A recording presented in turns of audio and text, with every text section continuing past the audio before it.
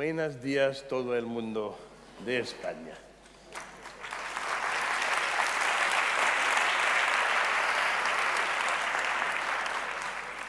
I will try. I speak some Spanish. I'm from New York.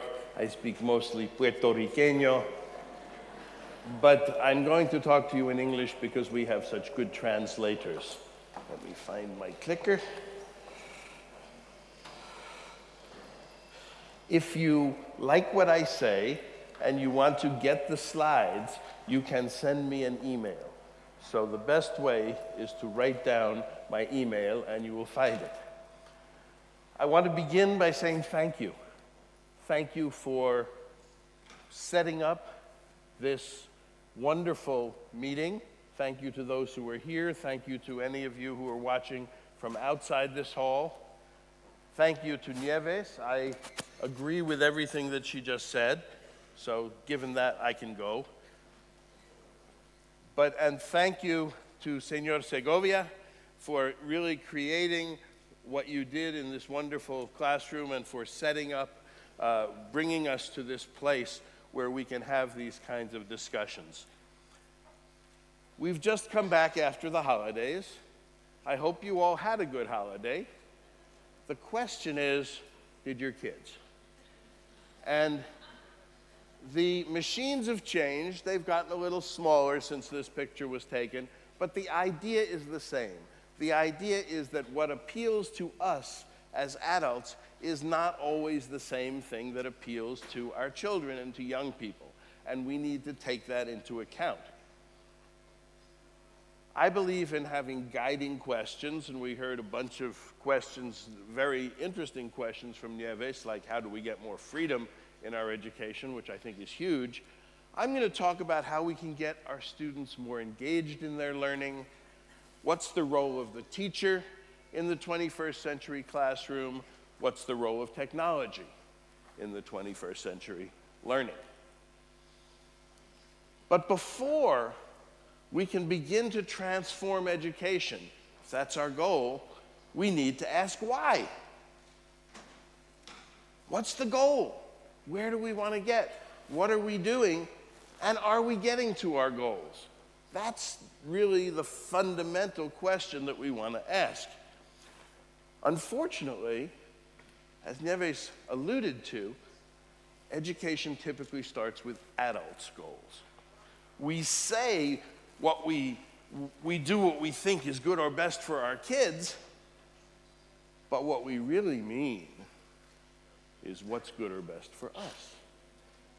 And that comes in lots of ways. We want to build society, and certainly in my country you hear Barack Obama saying, okay kids, work harder so we don't fall behind and disappear, and we can fill our jobs and be productive. We want to stay competitive, and every country, Spain, any country, wants to stay competitive and keep the population employed, sometimes show off in their scores. And then what we don't talk about, typically, is one of the big reasons for school is to keep our kids safe while the rest of us go to work. That's the dark side of school, but sometimes that comes to dominate, and that's really bad for the kids because that's when school starts to resemble this terrible thing called prison. The reason this happens is the way we have typically thought of education, the way we've thought of a lot of things in our society, is top-down. We have leaders who figure out what to do, what's best for the people under them, and then they tell us what to do, and the underlying people do it. Now, top-down is okay for some things, but it has a real problem built in that we have often ignored. And I'll let you look at that problem on the graphic. Top-down is really good for the people at the top. It's not so good for the people who are at the bottom. And in education, those people at the bottom are our students. And in the past, they took that. They said, okay, because someday we'll grow up and we'll be adults too, and that'll be fine, and then we can do it to them. But that's not happening anymore. That's not as useful. So I take the opposite approach, which is to start with the kids. What do they need? What do the students need from education? Are we getting there?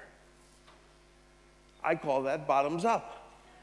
And we're seeing bottoms up happen in a lot of our society now.